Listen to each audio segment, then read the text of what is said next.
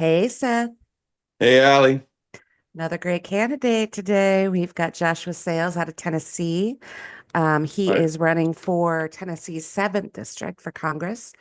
Um, Joshua is a veteran and a teacher and an all-around great guy. So let's not waste any time. Let's bring him in. Hey, Right. Joshua, how are you? I am doing well, guys. How about yourself? Good, Doing good. thanks. Thank you for coming on with us today. Yeah, thank you so much. Thank you for having me. It's great to have you here. Okay, I like to start at the beginning. So, outside of the political arena and the political talk, and there's plenty of time for that and lots to talk about. So you're a teacher. What grade Mhm. do you teach? So I teach juniors and seniors. I have a junior AP English language Okay. class, which is the study of rhetoric, which is Oh, super wow. fun. And then I have a senior level journalism class that I teach as well. Oh, very nice. Okay. So first question is like a two-part question. Um, so first is, what do you love about being a teacher? And then second part of that is, how would your students describe you? Um, yeah, so the thing I love most about teaching truly is the fact that at least with my teaching style, it truly becomes like a conversation in the classroom. Like when the class is going like perfect, it becomes this thing where it's like, okay, we just got done reading MLK's letter from Birmingham jail. Like, what do you guys think about it?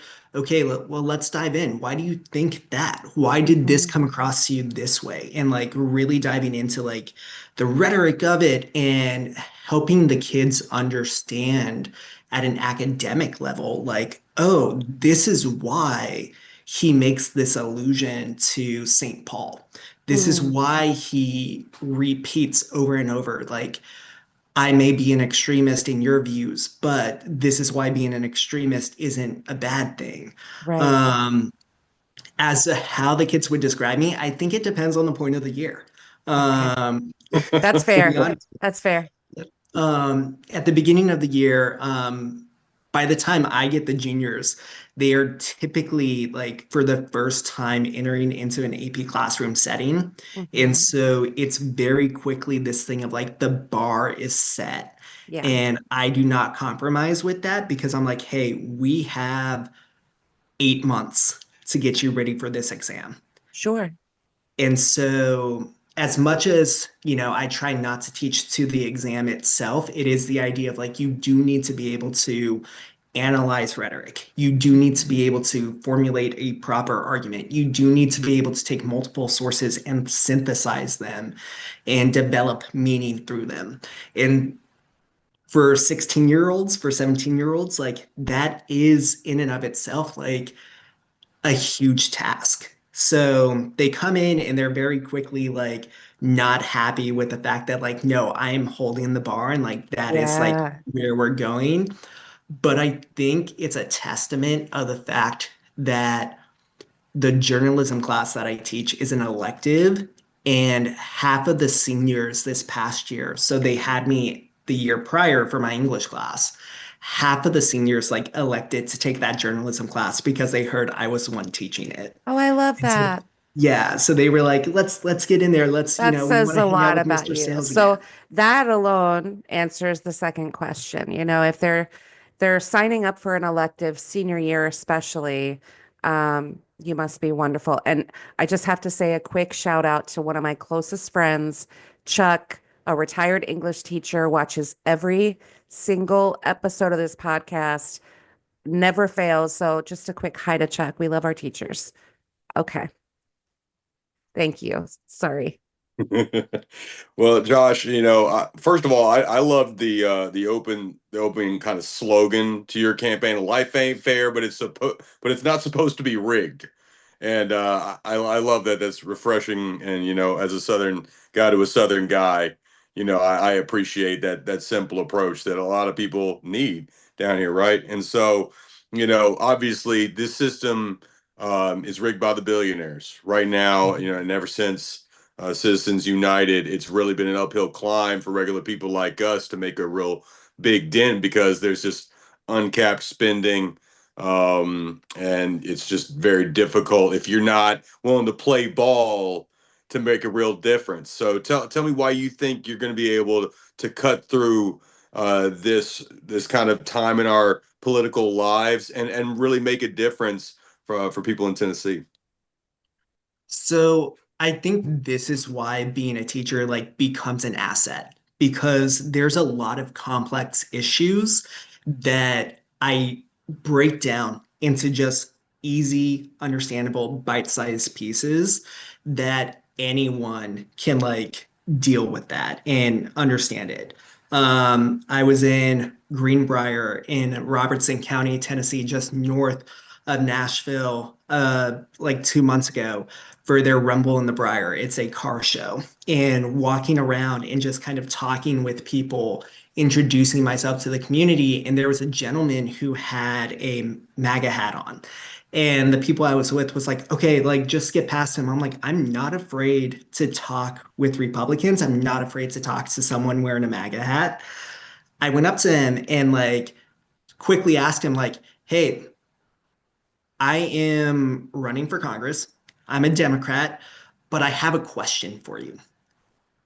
Do you know how long Social Security has until it's no longer solvent, until it no longer pays out exactly how much it should?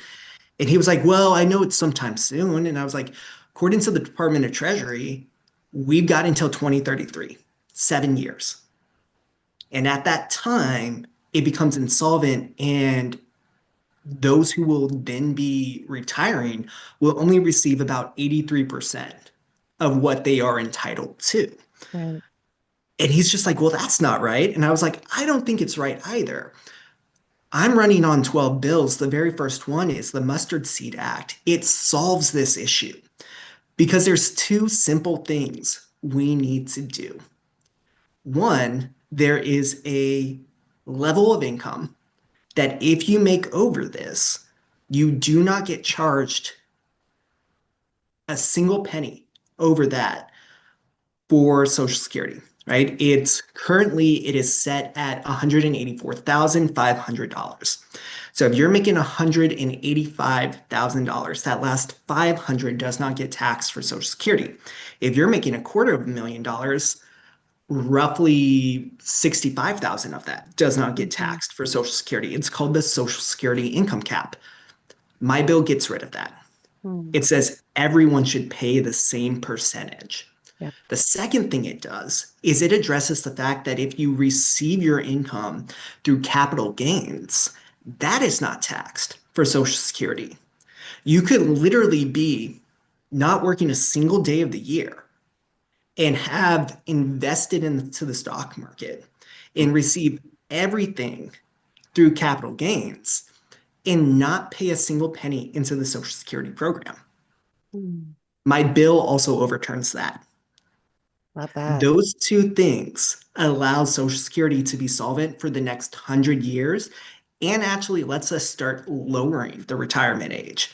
And this guy like looked at me again wearing a MAGA hat and he was like, well, that just makes sense. And I was like, doesn't it? Right. Like, That's what but we so but need. the people that Common you're voting sense for vote against it. policies.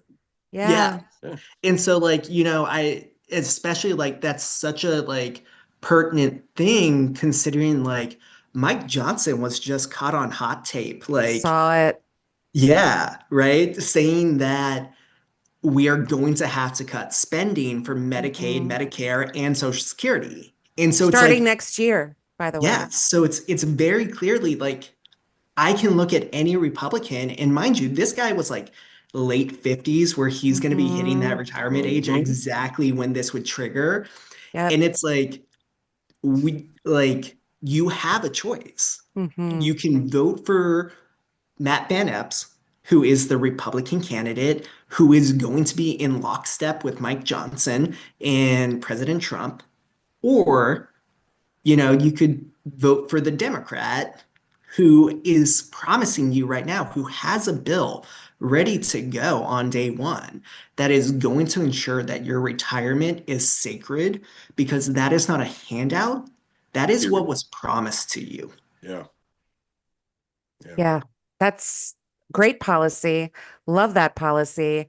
I mean, I don't know who wouldn't vote for you for that policy alone. And I know you have so many more. All right. So going back to teaching, you're a teacher. You're not just grading your students, you get graded, Joshua, in that Yeah. role. There is a lot of bureaucracy and administrative overhead in academia. And so, and at my job, I have one-on-ones, I have reviews. Most people that work in America um, are have to be accountable for the expectations of the role. How do you think, or why do you think we have a system where no one seems to be accountable once they get voted into their role? I think I would actually challenge that paradigm, Okay. right? I don't think it's that they're not being held accountable. I think it's they're being held accountable by someone else. Mm, They're not held accountable Mm. by the voters. They're being held accountable by the lobbyists, donors. Yeah. by their donors, Yeah. right? Which is why we see, right, Massey not falling in lockstep with the GOP, got primaried from the right. Hmm. So there is this like accountability. It's just no longer from the voters. And I think that goes back to like Seth talking about Citizens United, right? That 2010 Court Act where now companies and entities can put in money as much as they want. And we've literally seen like there are graphs readily available online that show that like from then, from 2010 to now, like each year, more and more money gets pumped into elections. Elon Hmm. Musk famously talked about how he spent like $380 million to get Trump elected. And Yeah. then what did we see? He came in with Doge, which allowed him to gut regulations on his companies. He's now with SpaceX about to like be publicly evaluated, and they're literally looking at manipulating the stock market so that Yes. all of our index funds, which are tied into our retirement funds, buy into SpaceX, even Hmm. though SpaceX in the last 6 months have lost like $8 billion. It's not Bleeding money. profitable. Bleeding Yeah. money. Yeah. And so when we talk about accountability, I think it becomes a thing of who is holding them accountable, right? Yeah. And not to just continuously go back to my bills, but like I have a bill. It is called the Battle of Athens Act. Um, the Battle of Athens was a historical moment in Tennessee that a lot of people, even here in Tennessee, don't know. We're talking 1946. World War II veterans coming home to Athens, Tennessee, out in East Tennessee. And at the time, the sheriff and his deputies, specifically the deputies, their salaries were paid as a percentage of the fines that they Mm. collected. So they were incentivized to go and arrest people, whether that person had done anything or not. So Right. these veterans are coming home on buses and they're getting pulled off of the buses and literally being told, well, you're drunk. So we're going to put you in jail. And they're like, we're not drunk. Like, yeah, we're veterans coming home, but like we're It's like not drunk. ice quotas is what it reminds me of. Yeah. Yeah. And and so these veterans then went to like run against the sheriff. Well, one of them shows up at the polling place and goes to vote, and it's told you're not allowed to vote, is escorted out of the building, is beat with brass knuckles, and then as he's trying to run away, gets shot in the back. Oh. This gets out to the other veterans. They start amassing. The sheriff comes in with his cronies, grabs the ballot boxes, and runs to the jail.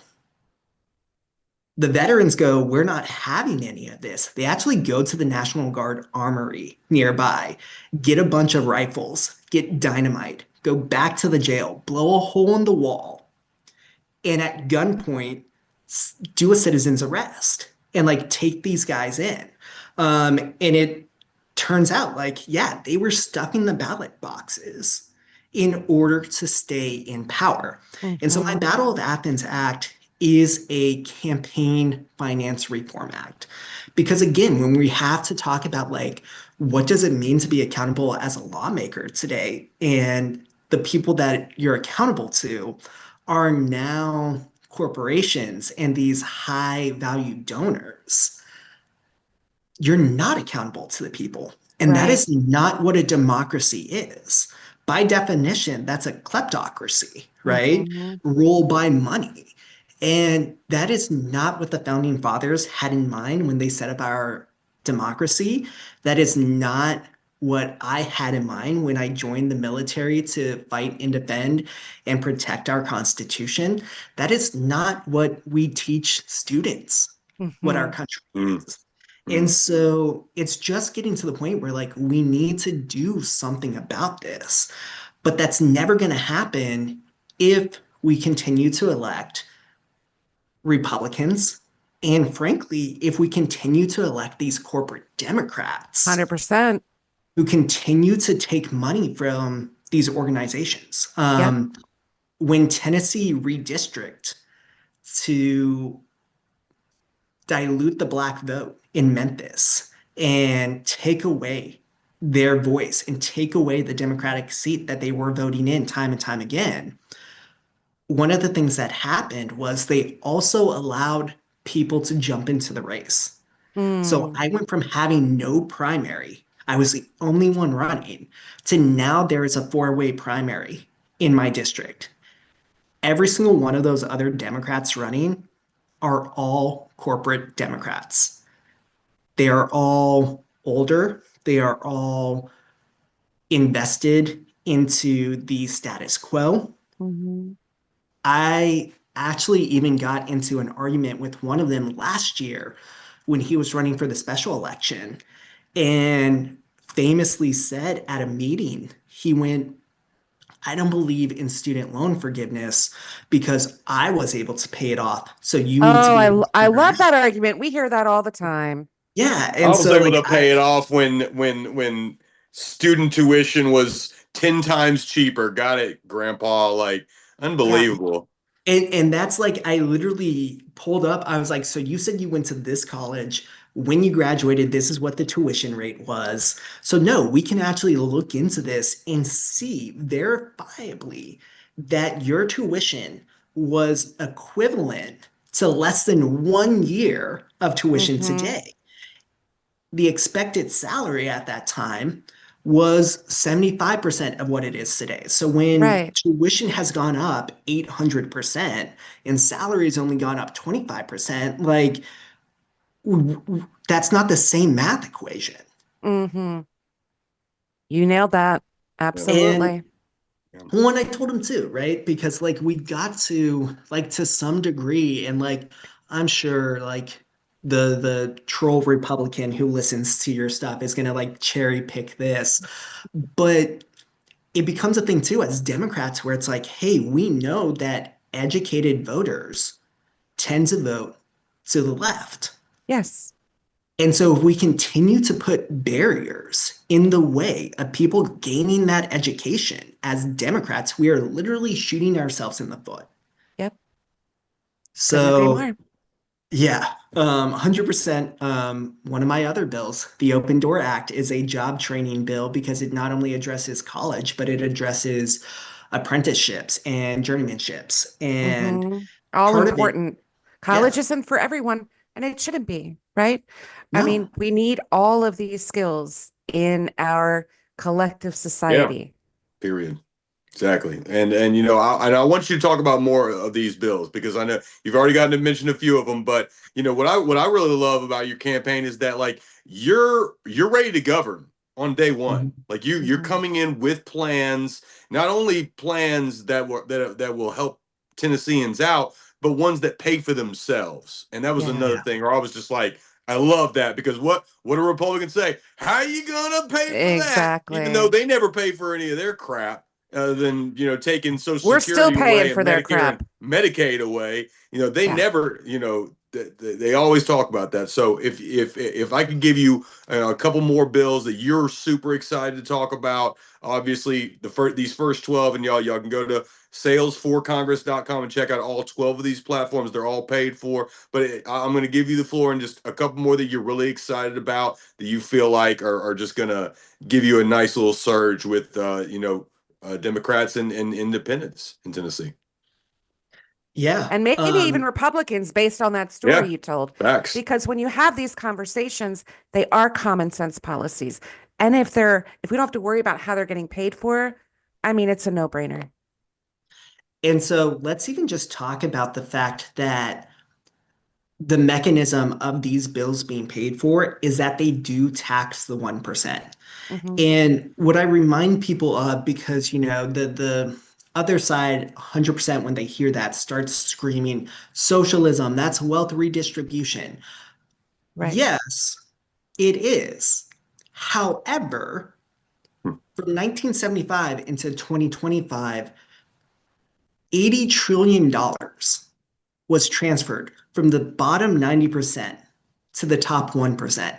And you can look up that study from the Rand Corporation, which is a nonpartisan study, right? They looked at the fact that, hey, how did these tax bills, primarily trickle down economics, actually function? And what they found was that it took money from the working class and gave it to the top 1%.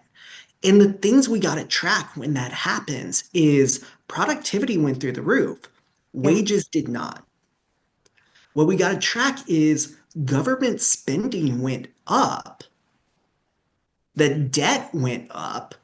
And the thing that I remind people of constantly, because so many Americans don't recognize this, it's like 20 to 25% of the national debt is held by the top 1% Hmm. in the form of bonds. And so, as we continue to get to the point where we are only going to be paying the interest on this debt, Yeah. that's literally taxpayer money further being funneled to the top 1%. Right. And so, let's talk about two of the bills that I am most passionate about. Okay.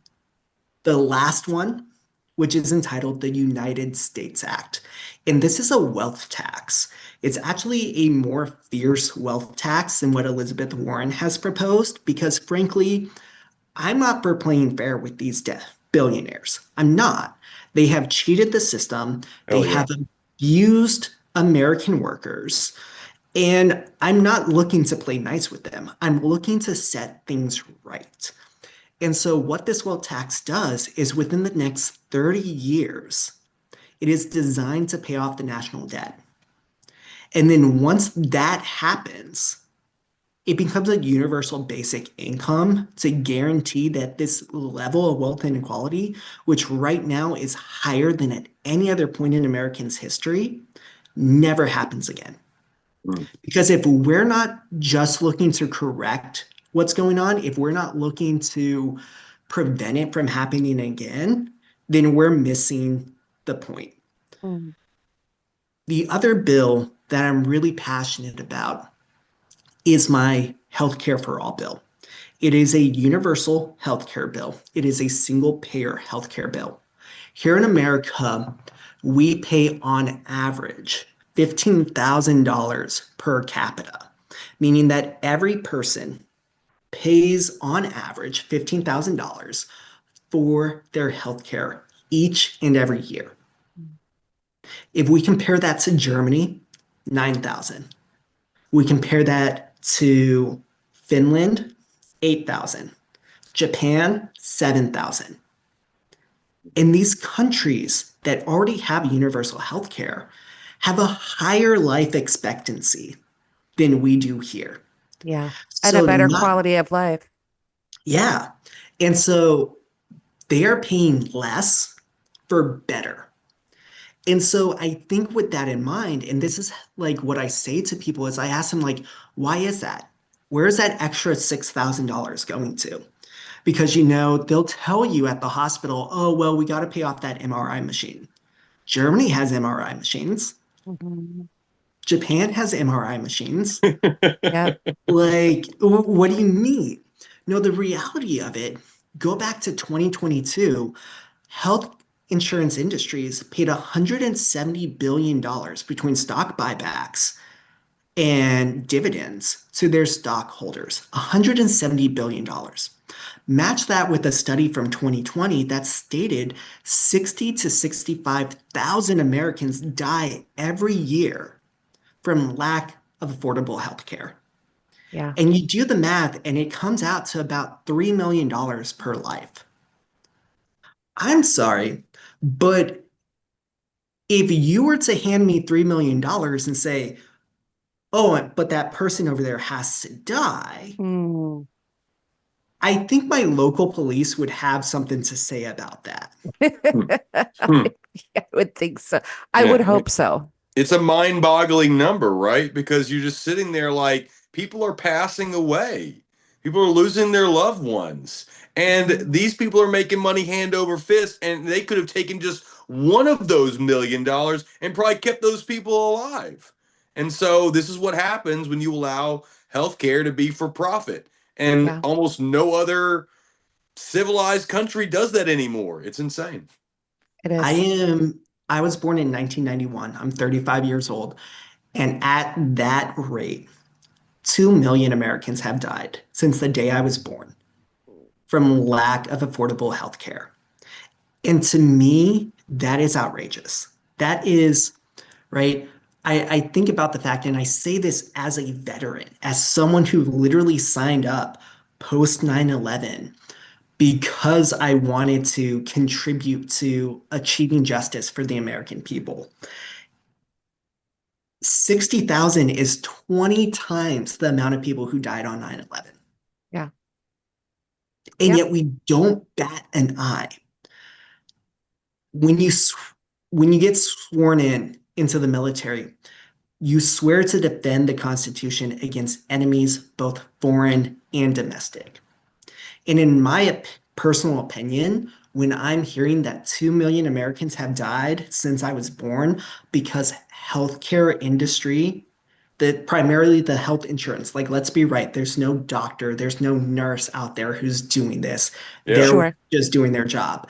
This is the health insurance industry. This is the Hmm. pharmaceutical industry.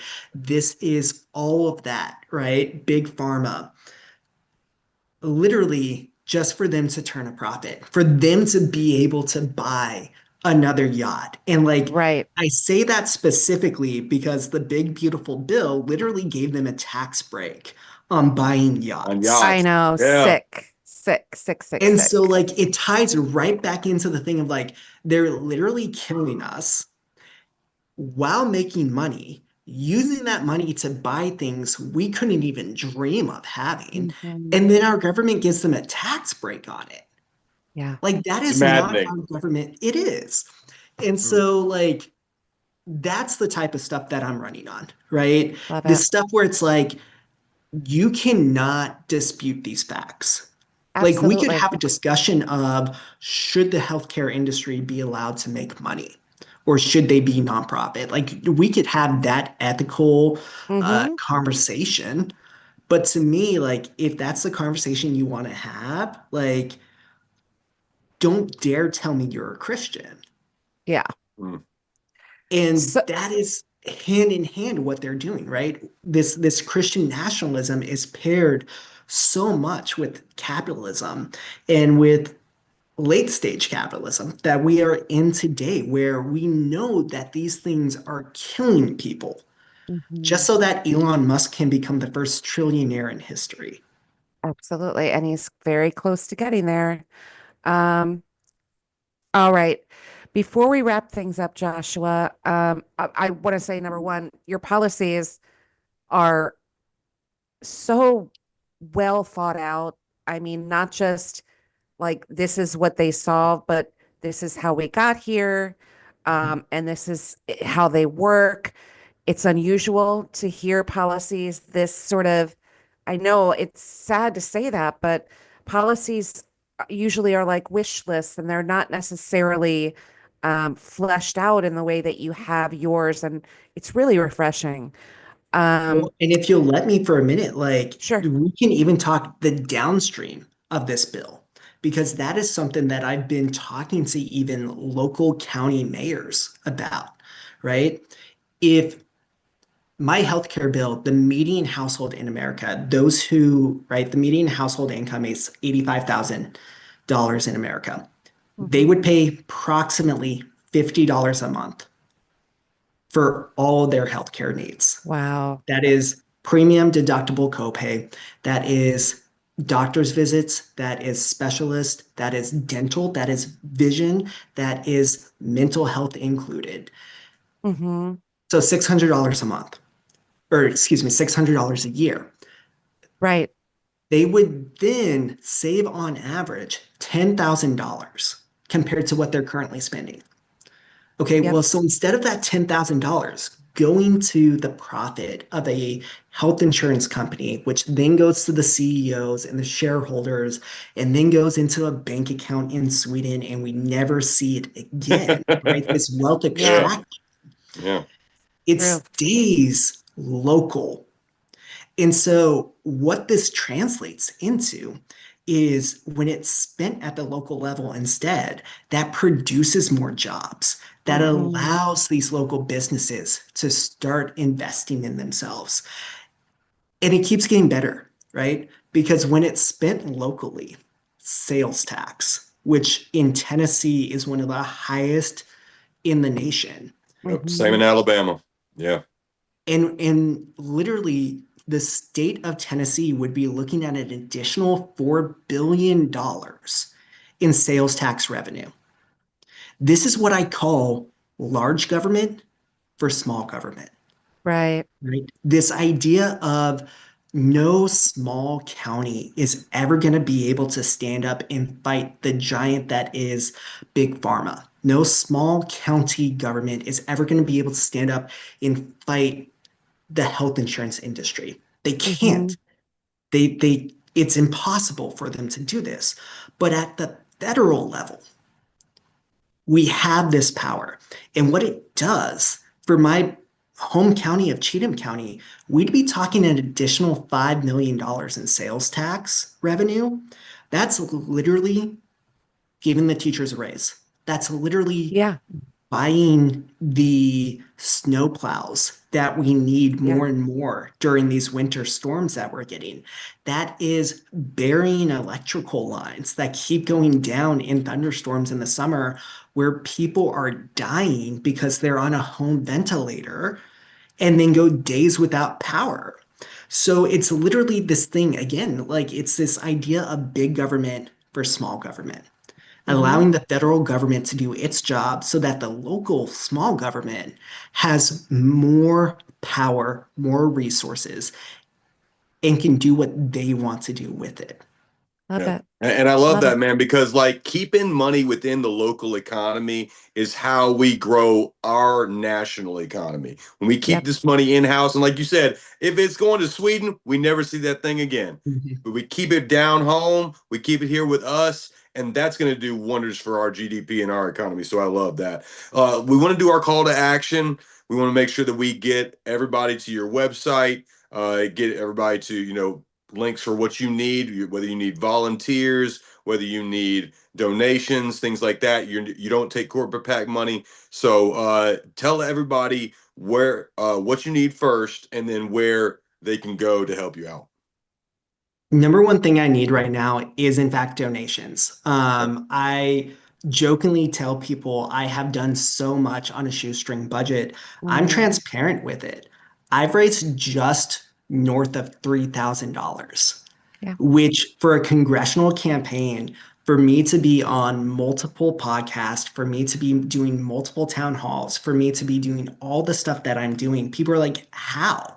How do you even have a website up? And I'm like, because I learned how to do it myself. Yeah. Mm. And so don't, Resourcefulness. yeah, leave it to a teacher. We know how to stretch a budget. Yeah. I Um, bet you do. Yeah. So donations. Head to my website, salesforcongress.com. That is SALES, the number four, congress.com. Hit the donate button. It'll take you to my Act Blue. Donate whatever you can. even a dollar goes a long way. Yeah. Like I said, I've been able to do so much with so little that once I do start to build money, it's going to be insane what I'm going to be able to do. I look forward to being able to build a coalition and build a movement like we saw Kat up in Chicago, who literally Mm-hmm. turned her office into a public aid office where people could come Yes. in and Cool. like get stuff that they needed.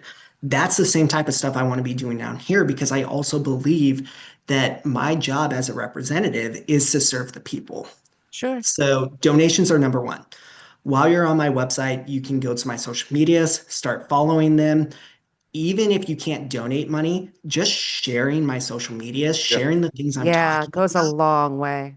goes a long way. Like not only the fact that like it exposes more people, but Mm-hmm. it shows them this ideology. It Yep. allows them to hear these explanations of things that I remember back in 2016 explaining to my father, yeah, Bernie Sanders does want to tax you more. Super simple. Right. Let's look at what 2% of your paycheck is. Oh my gosh, that's 10 times less than what your current health insurance is. So you would actually Right. save money, right? It's just like it's spreading this Logic. information. It's just Yeah. logic. Okay, Um, so say your website one more time, please. salesforcongress.com. Super, SALES, the number four, congress.com. super And simple, guys. Get over there. And Joshua, when is your primary? August 6th. August 6th. Okay. Perfect. Like we said at the beginning of our time together before we started recording, we could talk forever. There's so much more to cover. And Yeah. quite honestly, you're a friend of the show now, so you're welcome back anytime. If you want to do a part two of this and a deep dive on those policies, we would love to have you on for that. They're so brilliant, brilliantly simple, yet effective. And I really feel like that's what people are hungry for these days. Mhm. So it was just an absolute joy to have you on. I really appreciate you taking the time to come on today. It was my pleasure being here with you guys. Thank you, Joshua. Appreciate the time, man. Well, Allie, we just got done talking with Josh Sales. It's running for that seventh district in the state of Tennessee. Second person that we've had from the great state of Tennessee, him along with Yeah. Victoria. And I tell you Yep. what, man, they're both equally impressive. I'm just coming away, I mean, this man is prepared. Woo. He's got stuff ready to go on day one. I We're definitely mean, going to have him back because he's got even more great ideas. I mean, this is a guy who came in ready to govern day one, day and just one. so impressive, so impressive. So impressive. The policies that he went through, like I said before, policies tend to be wish lists. They're very Yeah. abstract, without sort of you skip the execution part, right? Like, this Hmm. is what I want to do, but how are you going to do it? And who's going to pay for it? And Joshua has that all figured out. You don't Already. hear that very often. Uh, If ever, really, let's be honest. yeah, So, because it's a lot to take on. it is. Transitioning from any role to a politician, like you don't know until you're in there kind of how things work and move, and you can study policy, but to be able to come up with policies that are common sense for everyday Americans, how to pay for them, how they'll be implemented, who's going to benefit. Oh, Joshua, Yeah. 10 fingers up for him. Yeah, I mean, his policies, y'all, close to $250 billion we could be saving just with his policies. So again, sales, the number four Congress.com if you want to find Yes. out more of his more of his ideas. I mean, fantastic stuff. He's got it all right there on his website. Give him a And dollar, give him yeah, $5. He's I going mean, to stretch that to infinity and yeah, beyond. That's what yeah. teachers do. Yeah, nobody stretches a budget like a teacher. As the son of a teacher, I can attest. Mhm. And I think we're going to figure out there's a lot of money out there. You don't have to stretch this budget. There's a lot of money in the United States of America. And if Mhm. people like Josh and other progressives get their hands on it, man, the difference that we could make. Amen. All right, Seth, that was a great one. We've got another one we're going to prepare for. Let's This is go. a double header recording session night for us, Hey. y'all. We do it for you. We do it for the people. We do it because we love it. And so we got to wrap it up and get into the next one. See you over there, Seth. All right, see you. Bye.